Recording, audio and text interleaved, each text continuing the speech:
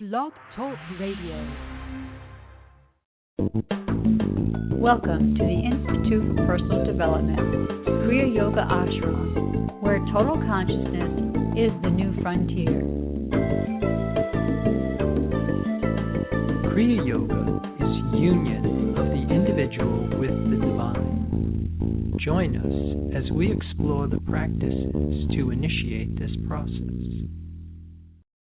Good morning. Welcome to the Voice of Yoga. Let's talk consciousness. I am your hostess, Lisa Winton, and with me is Kenny Choi, also known as Swami Jayananda, founder of the Institute for Personal Development, located here in Hampton, New Hampshire. Good morning, Swami. Thank you for being here today. How are you? Good morning. I'm doing pretty good today. How about you? I'm doing pretty good today. Thanks for asking. And we want to thank you all for tuning in. Today on the Voice of Yoga, we'll be talking about advancement in technology to help understand the mysteries of the universe. Listen as we discuss the metaphor between the computer and divine consciousness. We'll be asking the question, can technology assist humanity in spiritual development? In this show, we will examine some possibilities in using artificial intelligence to uncover the presence of divine mind.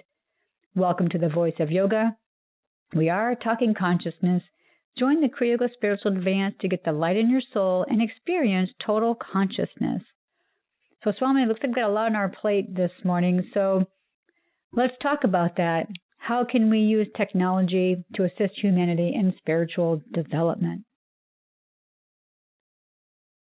Yeah, I like to stay with the same theme that we always talk about, that what surrounds us is within us.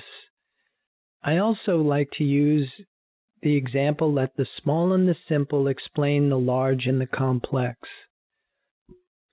That advancement anywhere is an indicator of advancement everywhere. And the principle of manifestation has been very helpful for me in understanding the complexity of creation. I also like the metaphor of using things like we mentioned in the opening, the computer. That the computer is made in the image and likeness of the human, which is made in the image and likeness of the divine. So we can take what is around us and use it as information to give us clues for what is within us.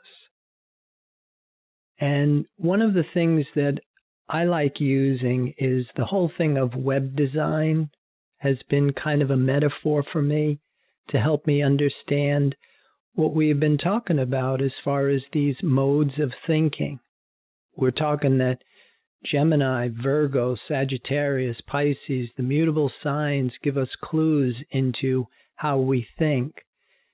And in a very similar way, I find that the different languages that are used in web design to develop an image, say, for example, HTML or CSS, cascading style sheets, or JavaScript, that these are languages that you use in order to create an image. And you can use text, you can use images, you can change things by adding style, color, and things of that nature. And the same is true with the human complex, that using Gemini, the lower mind, as a mode of how we are thinking, using instinct, appetite, preservation, and survival.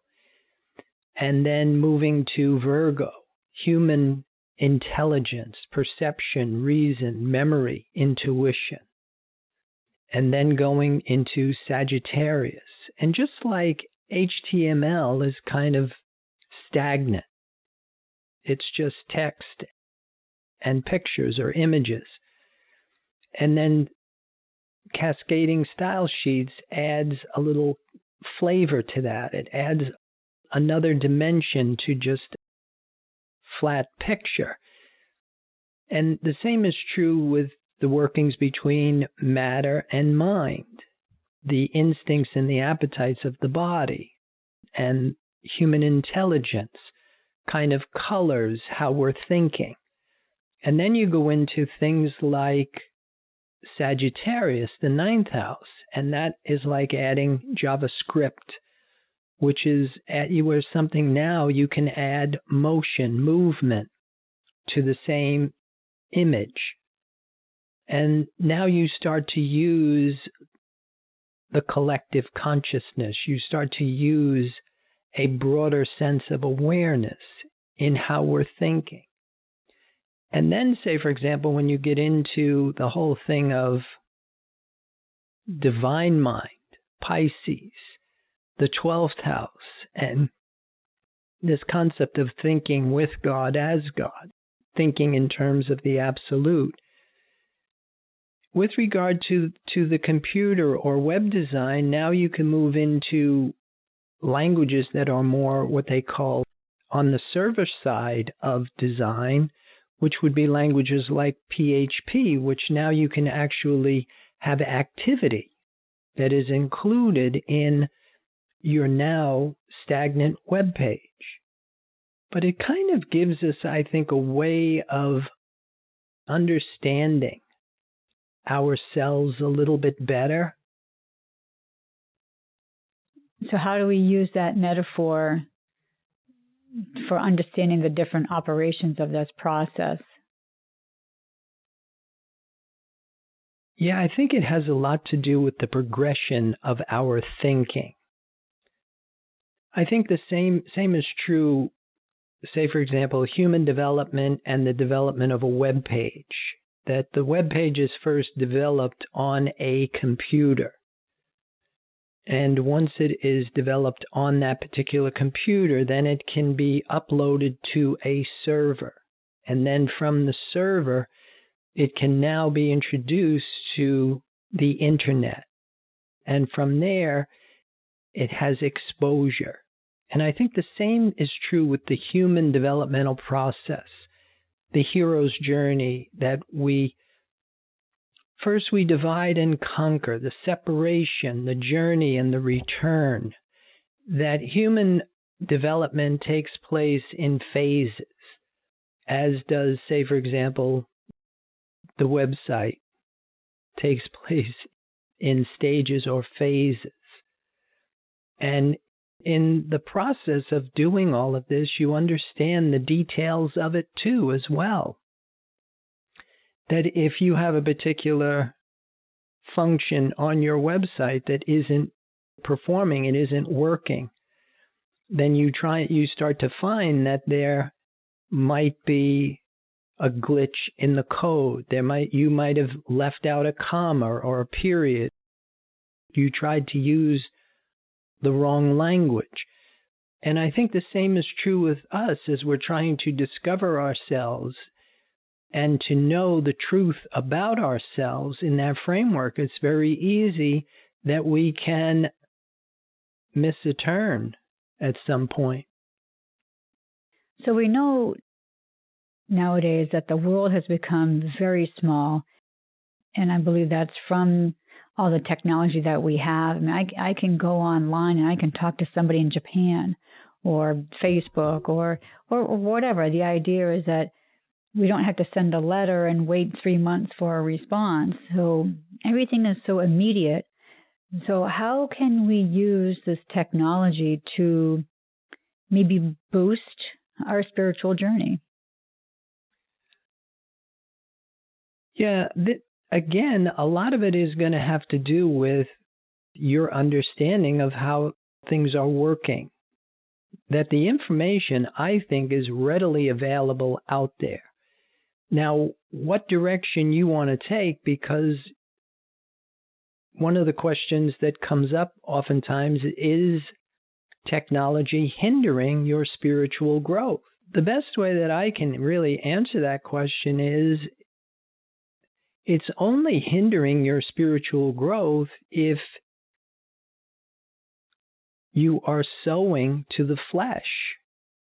That the same instruction that is in the Bible today will work in today's world if you employ it.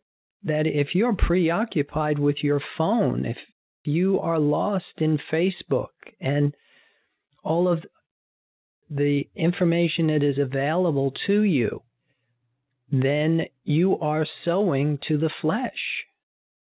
If you are just using this as a springboard to keep you connected to the perfection of your being, to the presence of the divine, that it doesn't matter what's before you. That the computer that is there is basically to you is the divine revealing itself as a computer. But if you do not have the presence of the divine in your consciousness, then you are lost in the world. You are lost in the technology. Mm. Well, in some research for the show, I came across this Bible verse, and this is Ephesians 4:12, where the Apostle Paul says that our leaders are to equip the saints for the work of ministry, for building up the body of Christ.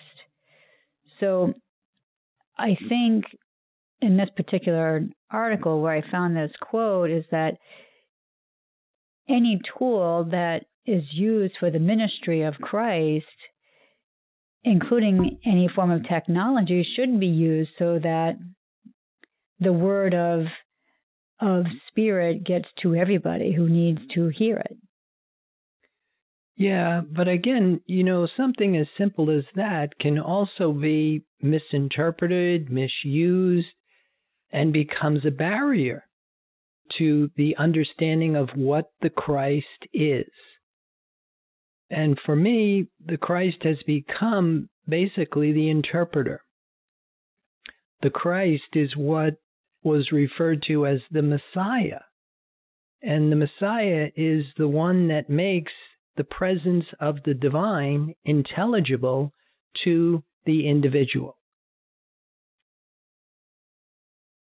And what we find is that the more that we understand the presence of the divine, the function of the causal spiritual body in our reality. Because one of the things that I think a lot of us accept is that a lot of the advancement that's happened, say, for example, in the medical community, that comes from the computer, we think comes from God. And that's really not the message of the Christ ministry, because the Christ heals the sick, raises the dead. And it doesn't do it through the medical media. So again, there has to be some discernment. Like if you want to use technology to minister, God's word, we have to be very clear that we know what that is. Yeah, and again, that's the same message that has been in the Bible since the inception, that we have to know the truth. And it is our knowing of this truth that makes us free. When you start to connect the dots with your reality, if you are finding yourself hostage to something that is not under the description of divine law, then you are not free. And for me, that means you don't know the truth. My way of dealing with that has always been going back to the drawing board so that I can understand what is the truth. And at the same token, we would have to be, again, using discernment. If we're listening to ministry, are these words or is this message really revealing to us the truth about God? Right. And again, what barometer do you use? What is our measuring stick for it? Because I've recently learned that God is absolute goodness, that God is absolute life. And to know that makes your life more abundant. Well, this is a good place to pause to hear a word from our sponsors. So listeners, we'll be back with you in just a few moments. Kriya Yoga Theory 1, Human Development and the 8 Essential Stages of Kriya Yoga. This program is a comprehensive course that will help you get your arms around the science of Kriya Yoga. It provides a clear understanding of the goals and objectives behind yoga, along with the physics of spirituality. It includes the practices, supportive concepts of Kriya Yoga, and the process in human development, apotheosis, the process of the human becoming divine. A complete guide on how to become a human in the adult state. Get the light in your soul and experience the simplicity and joy of union with the divine. This course is available in live classes at the ashram or online with 8 videos or 4 CDs. Visit our website, www.ipdtransform.com, for more information.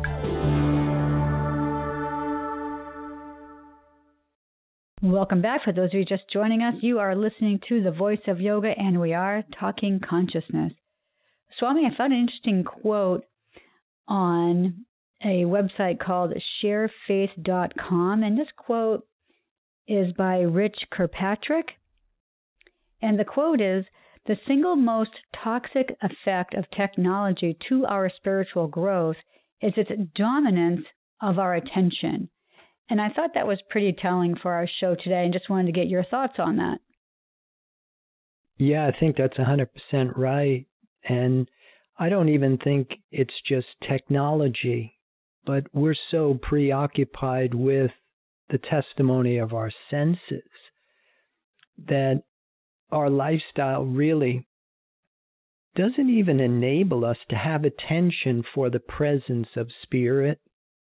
That's one of the things we're always saying, that spirit is invisible and it's intangible.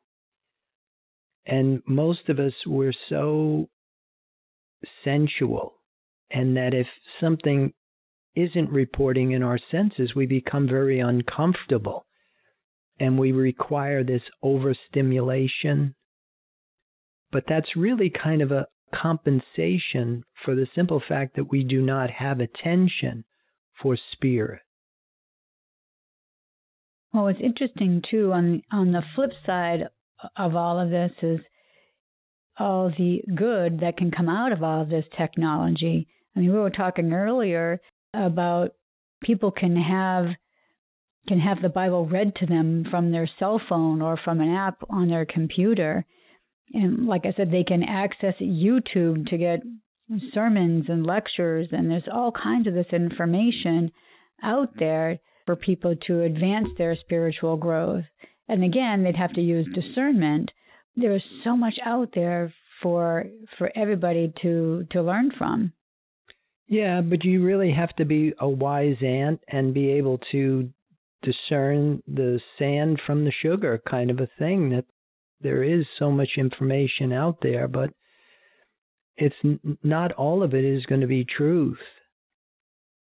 But I think if you're an educated consumer and you really approach your spirituality in the way that we do with Kriya Yoga, that is a science, then you're not just accepting things because it's somebody's opinion, because somebody said so, or because the latest fad that comes on is supported by a Hollywood star. That you really learn how to do your own thinking, and you learn how to prove out things scientifically. One of the things that I'm learning is just the exactness of spirituality as an exact science. So how do people know if they go on YouTube and they're listening to, say, a sermon, thinking that it's good for their spiritual growth? What's a big clue to them to know is this really the truth, or is this just somebody that's just pretending that they know what God is? Yeah, you have to have, I think, a good understanding of what God is. And that's exactly the instruction that the Bible gives us, is to seek ye first the kingdom of heaven. Know yourself in the way that you are known by the Creator. If you have an understanding of what these words mean and what they look like when you're doing them, it's helpful. Because anything that you hear, you really want to be able to demonstrate.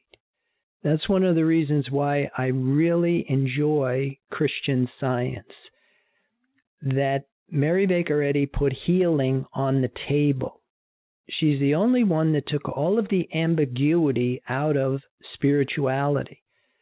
And she says, if you do not understand yourself spiritually, then you will not be able to demonstrate divine law. And how do you demonstrate divine law? Is by being able to heal the sick, raise the dead. These are things that most of us, we raise our eyebrows to because it's unheard of. Who's talking about that? The unfortunate thing is that we've gone the other way, that we totally believe in the Western medical model. We believe in our diseases. We believe in sickness. We believe in suffering. We believe in all of the things that are not supported by divine law, that do not come under the description of divine characteristics. And so we're kind of lost in that. But I think once you make the correction and once you start to understand exactly what this three-letter word God really means for you, and then how to employ it and let it live you and start to see the benefits that come from it, then you can really start to change the world. And then that's really something too, because who is doing that? Who is healing the sick and raising the dead? There are many healers out there that proclaim that they do that. And what comes to my mind right now are those tent revivals, when somebody's up at up in the front and they get everybody going and energy is just palpable in this type of environment, and people are claiming to walk and see and hear and all these other things, and that doesn't seem right either. I mean, I think we have to have this buyer beware of that as well. Yeah, that's the thing I like, is Mary Baker Eddy explains to you how all of that works. It's actually explained in Revelations in the Bible.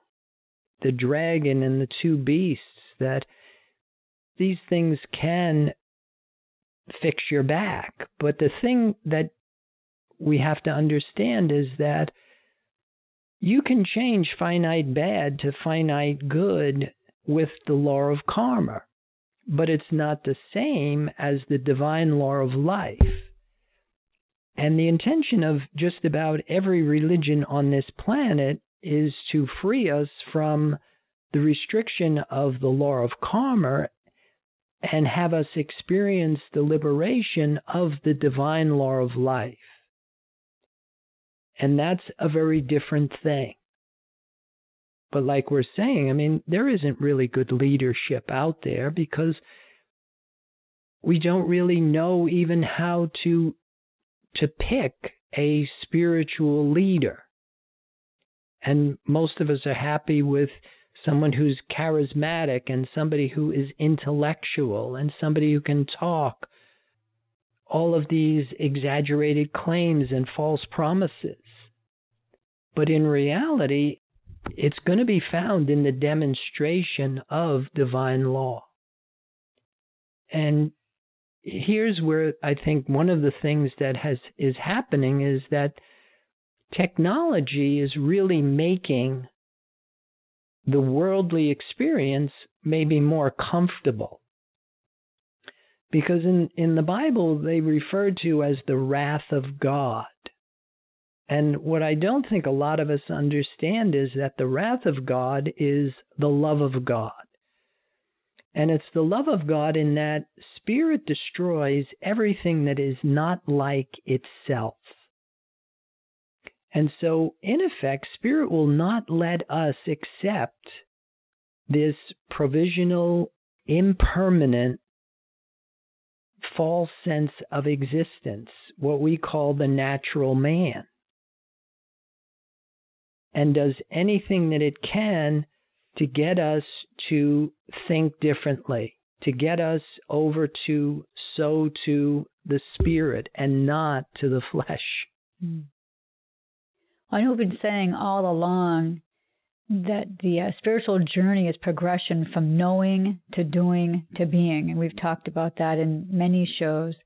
So let's take that little bit of information there and apply it to the show today. How do we use technological advancement to do this progression, knowing to doing to being? Yeah, again, coming back to the website, that there is a progression of development that happens when you have the idea that I want to have a website, and then you find some sort of tool that will enable you to start to create it. But first you create it on your computer, and then you upload it to a server, and then it becomes available to the internet. And so the same is true with spiritual development, that first we have to divide and conquer. Then we can unite and stand. And we have the separation, the journey, and the return. So it unfolds in phases, where we're going from unconscious awareness to self-conscious awareness to superconscious awareness. And it really is, it's all going to begin with this union of the individual with the divine. The physics of spirituality is like attracts like. And one of the things that we have been talking about here is another aspect of physics is that you can't ever gain something where you don't lose something in return. And a lot of what we've gained with our technology, we're losing with our understanding of ourselves as the reflection of a divine principle. So we can use all these different mediums of technology to get us information, but we do have to just be careful what it is that we're listening to and reading and so on and so forth. So from here, what would be the best way for us to understand this progression? Again, I like to use metaphors because we're trying to describe something that's invisible and it's intangible. And the more I want to say tangible and descriptive we can make it, then the less likely we are to be misinformed about it. A simple progression that I use is the whole thing of starting out with a dot and then extending it out into a line, and then extending that line out into a square. And now you have a two-dimensional image. Now, if you lift that two-dimensional image off of that paper, that square now can become a cube. And then, if you really wanted to take it to the next level, if you lifted that cube into the fourth dimension, then you would have a tesseract. And so that's our metaphor from going from knowing to doing to being, different levels. I think that's maybe a way of explaining it. We, in Kriya Yoga, we use the chakra system, we use the zodiac, different languages to help us understand the human condition. And in reality, we are an eternal spiritual being, but we're starting out as a finite, physical, corporeal, mortal image. What I find is it's kind of like we're the dummy trying to live without the ventriloquist. And so when you make this connection to the divine, it's almost the equivalent of now you've uploaded your website to the server. And now you have access to global information. Well, I think this is a good place to end our program for today. So, listeners, I invite you out there to visit the websites, www.ipdtransform.com. Lots of tools on that website to continue your learning experiences. And don't forget, from the website, you can also access the free webinars that Swami has available Wednesdays at noon. And you can use that opportunity to talk about this program or any other spiritual matters that may be interesting to you. And also Wednesdays at 5 is our Facebook Live episode that we air, so be sure to tune into that. So, Swami, do you have any other thoughts or comments about today's program? Well, I would like to encourage people to use their surroundings as a metaphor or a symbol for the presence of divine law. And with that, I'll wish everybody a good day. Namaste. And thank you for listening to our program, The Voice of Yoga. This is Lisa Winton, along with Swami Jayananda. We'll be signing off. Have a wonderful Kriya Yoga kind of day. Namaste.